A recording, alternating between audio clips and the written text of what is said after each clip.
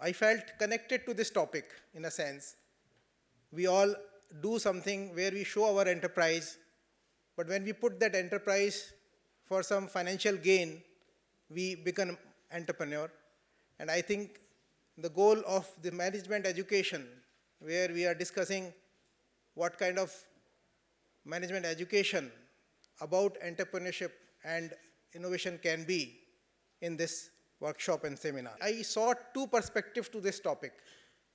One is giving education in entrepreneurship and innovation, how to give that education, and how to be innovative in giving management education.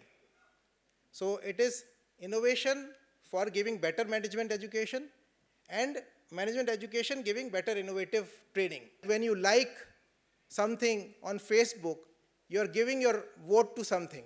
And all this data can be then analyzed, and people can anticipate your voting pattern for a particular political party. And I think this was a topic of discussion where some agency sitting in Canada taking Facebook and Twitter data did help elections in some countries.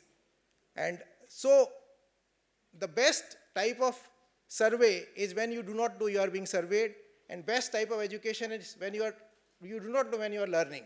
So that learning happens automatically is the best form of education, and I think that is the innovation which Globsyn Business School and Mr. Das Gupta has pioneered. But if we look at how do we give education in innovation and entrepreneurship. So if I ask you a small question, how many of you know how to drive a car? Can I see a raise of hands? How many of you know? Almost 40%. And if I tell you that this is a car, this is the steering wheel, this is how it turns, this is the turning radius, this is the lever, this is the clutch, this is how you go forward, this is how you come backward. Can you learn driving a car? No. So similarly, in IAS, earlier this used to be ICS, learning horse riding was compulsory. Till about 1992, everybody was forced to learn horse riding because in the British time, riding a horse was the prime requirement for controlling a district. Because there was no such communication, people had to go to far-flung places on horses. If you do not know how to ride a horse, you cannot run a district. So can one ride a horse just by seeing a horse, or somebody telling that this is the saddle and this is the reins and this is how you control the horse? Is it possible? No. So my take on entrepreneurship education is similar.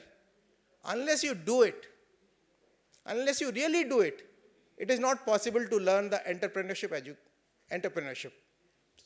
And how do you do it in a management education setting? There are various ways. The education institutions have opened entrepreneurship development cells where they connect with the industry leaders who come and talk about their experience. It is like knowing somebody else how he drove a car. Somebody telling me, I first did this, I then did this, when I saw a condition, I put a brake. And can you learn driving car by listening to somebody who has driven a car? I don't think that is also a very great process of learning. The actual learning happens when you do it. One example I have learned recently is something called a Nano Unicorn program in Odisha government. The Skill Development Department has created a Nano Unicorn project wherein they are supporting the ITI and skill development trainees with some funds to do some innovation and run an enterprise and then scale it up. This is from the government level at a grassroots level. But in an educational setup, something has been tried in BITS Pilani. It's called the Wall Street Club. Anybody heard about Wall Street Club? No. So it is a club where the students are given money to invest in a stock exchange, stocks. And whatever they earn, half of that they can keep.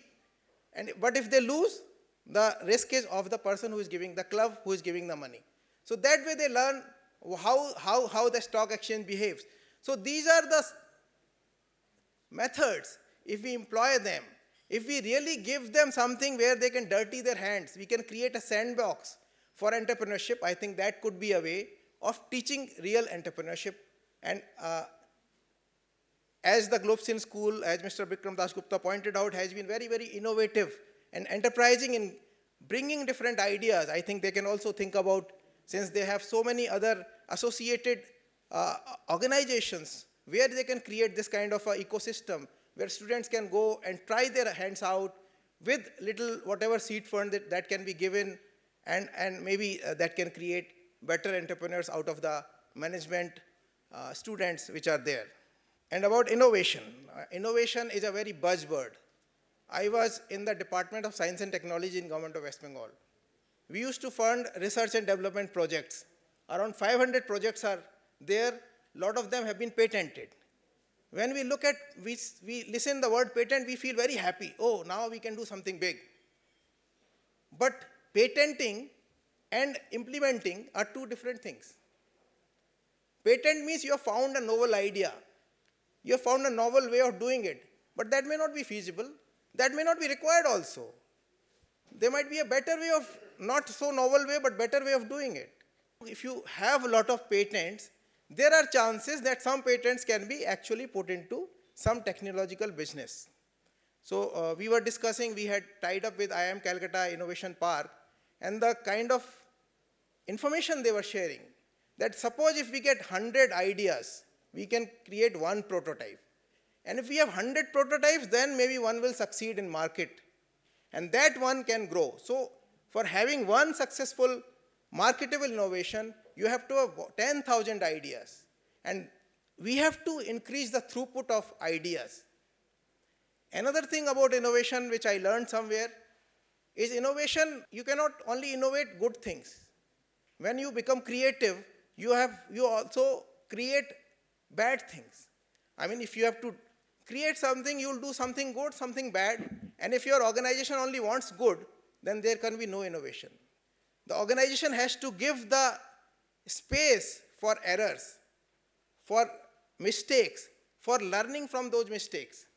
As in a Hindi, there is a saying which aptly describes this, karat karat abhyas ke jadmati hoy sujan. It is in a different context. Somebody who is not able to understand some concept, if he keeps on practicing, he'll understand the concept one day. That is the broad essence of this saying. But this applies in this innovation system also. If you create something, you fail, you again create something, you again fail, but in 3-4 cycles of failure and learning, you'll create something good. As in innovation, all these startups, etc., there's something called MVP. How many people have heard the term MVP? Only one. 2. MVP is minimum viable product. When you have some idea, you have to bring that idea to the ground. And the to ground is the minimum viable product, something which can run. Google also, when they were small, they created this page ranking technology and distributed among their friends in Stanford. And then they found that it is successful. Google had offered to Yahoo, I read somewhere, I mean, maybe not 100% correct, Google was kind of offered to Yahoo in $1 million at that time, 90s, late 90s, but Yahoo refused. Yahoo was at the top of the technology pyramid at that time. Later on, Yahoo went down, and Google is where it is right now because of their innovation, their love for innovative things, and readiness to fail. So, the readiness to fail and to rise again, fall and fall again until you succeed, is also a kind of mantra for innovation. Fail and fail again until you succeed. If we keep this in our mind, if we are not deterred by our failures, then we can really do something with our innovative ideas. Otherwise, if we keep one idea very close to our chest and we fail and then we are demotivated and not doing anything, that is not going to take us anywhere. And in this aspect also, I can tell you 2 examples. Our Science and Technology Department has created something called Technology Development Adaptation Cell, which is supporting these ideas by giving them funds and mentoring support for prototyping, market testing, and then tying up with the venture capitalists for scaling their idea. And another idea, good idea, I think, in education is Business Blasters program of Delhi schools, where all the students were giving some fund to just make a small prototype of their idea. Then there was a competition, then some entries were selected, and ultimately 100 entries have been presented before venture capitalists. So something where you can actually do, dirty your hands, fail, learn, and do something better is, I think, a way for innovation to be ingrained. And as Professor Bhattacharya said, that India is the land of innovation. The word we use in rustic sense is called jugaad. We have jugaad for everything. If something is not working, we'll put something else. The jugaad will make you go past some hurdle. Maybe it is not sustainable, but we can also find sustainable aspects in this jugaad, which is a kind of a rustic way of saying innovation. And I think the group and the school will be imbibing these ideas and using their own network and the network across to give their students better education. With these words, I thank you everybody for listening to me and giving me this time. Thank you.